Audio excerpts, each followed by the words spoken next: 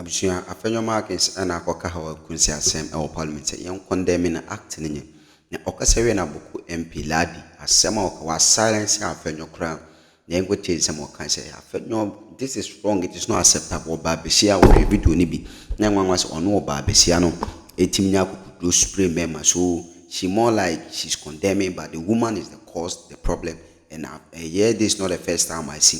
The MPP government could not condemn this act when a year Samuel was slapped in Pal, a year I was working. We see how she silenced Afenyo. Seriously. Stormed the in 1990s. Intimates on it.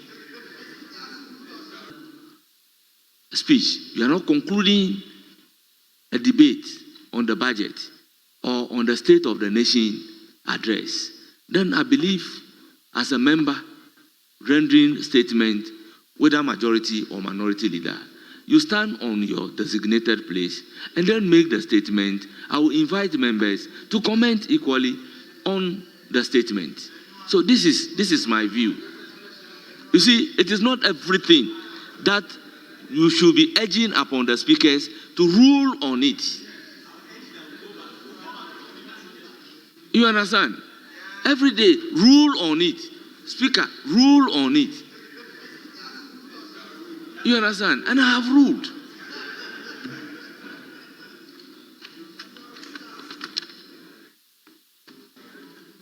Yes.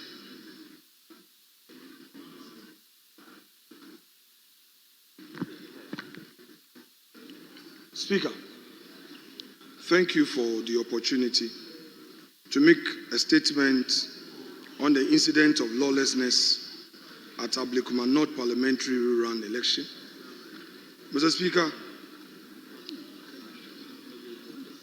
the violent incident that occurred and marred the parliamentary rural election in Ablekuma North requires condemnation.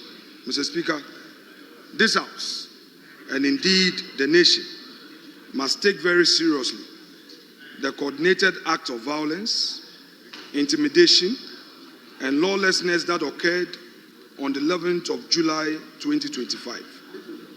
These events present one of the most dangerous assaults on our democratic order since the return to constitutional rule in 1992. Mr. Speaker, this was not merely an electoral misconduct. What happened in Ablekuma North was a calculated military-style operation targeted at disrupting our electoral process and intimidating political opponents. If left unchecked, it risked normalizing political violence in our democratic culture. Mr. Speaker, permit me to highlight some of the deeply disturbing incidents. First, at St. Peter's Society Methodist Church polling station, a group of thugs stormed the premises on motorbikes and in vehicles. Honorable Hawa, Koomson, a former member of parliament, was physically assaulted in broad daylight. Our parliamentary candidate, Nana Ekuo-Wusu-Efriye, sustained some injuries to her face. Former MP, Dakwa Newman, and several other MPP party agents were also attacked. Electoral officials fled. Voters were terrorized.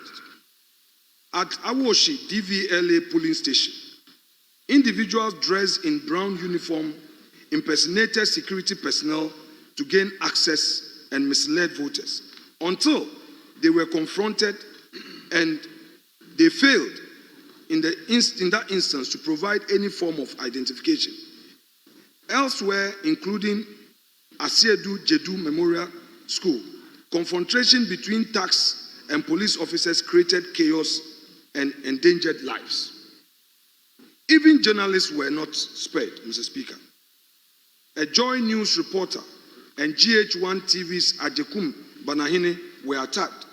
In fact, a police officer assaulted the latter while on duty. Mr. Speaker, this is a direct attack on press freedom and the right of citizens to be informed. These were not isolated events. This was a deliberate orchestration of violence across multiple polling stations And what is even more troubling, Mr. Speaker, is that some officials have not only failed to condemn these acts, but have celebrated them openly and publicly.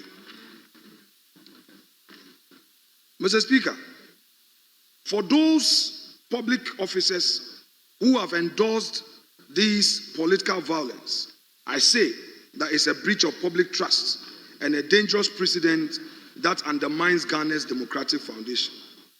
Equally disturbing are the growing concerns about the negligence of the Ghana Police Service.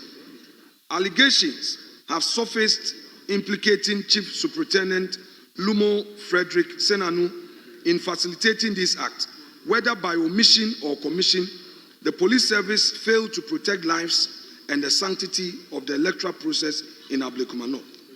Mr. Speaker, Ghana's democracy is at crossroads. We must not allow this descent into lawlessness to define our politics. That is why the Minority Caucus demands the following. 1, a full-scale investigation into the matter, a full-scale prosecution of individuals that will be identified as perpetrators of the violence, a clear and unambiguous condemnation of the violence from government, including apologies to those who were particularly victimized. Chris Lloyd Ni Kwe, the Deputy National Organizer, Hawa Koomson, and our candidate Nana Ekuefriye. Mr. Speaker, we must not allow political violence to become normalized. Ghana's democracy must not be turned into a battlefield. The time to act is now. To the people of Ablekuma North, do not be cowed into silence. The right to vote is sacred and must never be trampled by fear or force. To civil society and all defenders of democracy, your voices are needed now than ever. The Minority Caucus, Mr. Speaker, will continue to use every constitutional means available to it to protect Ghana's democratic order and ensure that no political actor ever weaponizes violence for electoral advantage again. Mr. Speaker, our country, Ghana, stands at the crossroads. Government must choose: uphold democratic values or shelter those who undermine them. The choice government makes in the coming days will define this government's legacy and the direction of our democracy. May God bless Ghana and strengthen our republic. And Mr. Speaker, I thank you.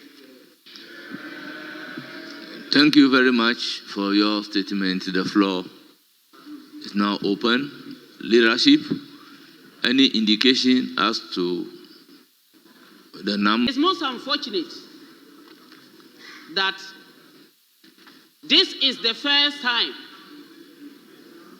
that I have heard,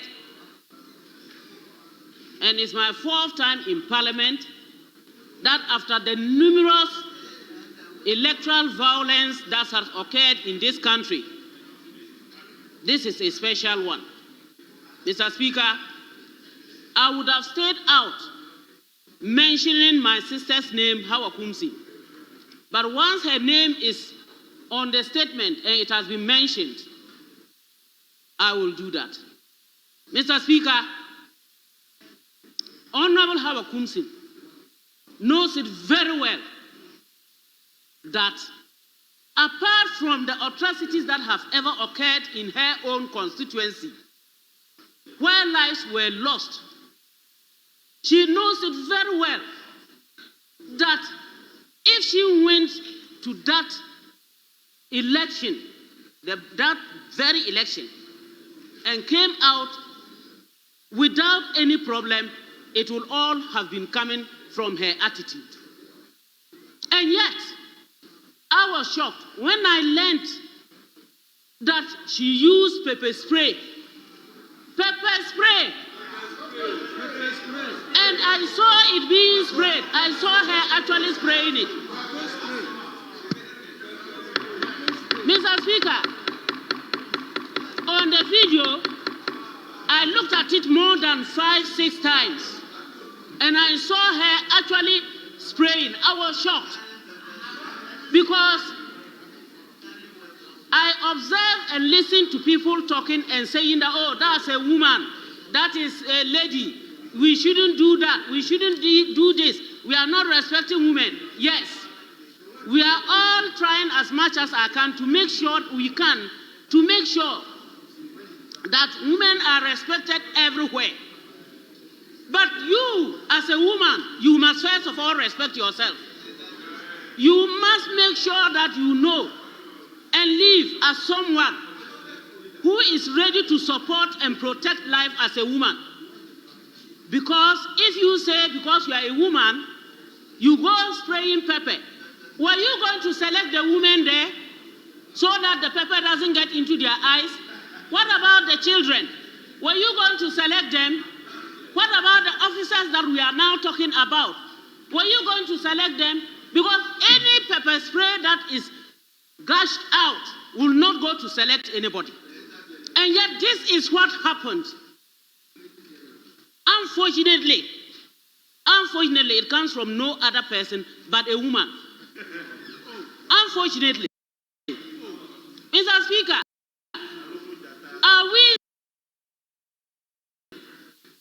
are run like it's no one's business back to Accra. So, it's not the first time. I never heard a word being uttered. Mr. Speaker, Techiman South, what did we not see? What lives have we not lost? Lives, we lost lives. We lost life. What investigations have been done? What investigations? Who has been brought to book? What have we done to make sure that at least Ghanaians know that once we are running a democracy, we do not want such atrocities? What have we done? Nothing. Were those people not human beings? Were they not Ghanaians? Were they not voters? Don't they have the right to life? And yet we haven't heard anything up to date. Mr. Speaker, we witnessed even our own colleague, Honorable Sam George of all people. He was beaten. He received the worst slap that anybody could have thought of. And up till date, we haven't heard anything about it. Those whose legs were broken, today they have become vegetables of human beings. They are just there. They are just living and waiting for others to give them to feed. We haven't heard anything. No statement. Nobody has said anything. It looked like it was just some flies that fell somewhere. Mr. Speaker, we cannot forget about Ewutu Senya. We can't forget about what happened there. And the shooting was direct. Not that it was a Go-Come matter. All these are things that have happened in our presence, in our lives. If we want to condemn and if we want to be seen as doing the rightful thing and ensuring that our democracy thrives, we should make sure that it's not a selective thing. It shouldn't be selective. What happened yesterday and was wrong shouldn't be done today because two wrongs don't make a right. That is true. But it's not when you continue pinching my eye that you tell me that I shouldn't close it. Every day you do the same wrong to me, I keep quiet, and then you think that I should never say anything because you think that, no, you are right, or I shouldn't talk anything. That is not acceptable. It's unfortunate that it is a woman, and it's unfortunate that it has recurred, not from any other person, but someone who has ever done it somewhere. And so, let us be careful and conscious. And she is a former minister. Today, we are calling for the heads of women who are ministers or women who are chief executives. Was she not a minister? And let me reiterate that she is not someone whom I would wish that I stand and talk against. But when something is wrong, like you have said, it is wrong. And it is not acceptable. It is wrong and it is not acceptable. Yes, I am saying it. Please, let us know. I am saying this because it has happened. It has happened before and happened to me. And that is the same thing that is happening. If we don't tell her or if we don't let her know that it is a kind of worry, it could repeat itself, and we don't want it to be repeated. So, Mr. Speaker, to wind up, yes, let me say that what is good for the goose is good for the gander. So let us be conscious of ourselves. Yes, Honorable Kwame Anyimedu NP. Thank you, Mr. Speaker. Mr. Speaker, I would want to thank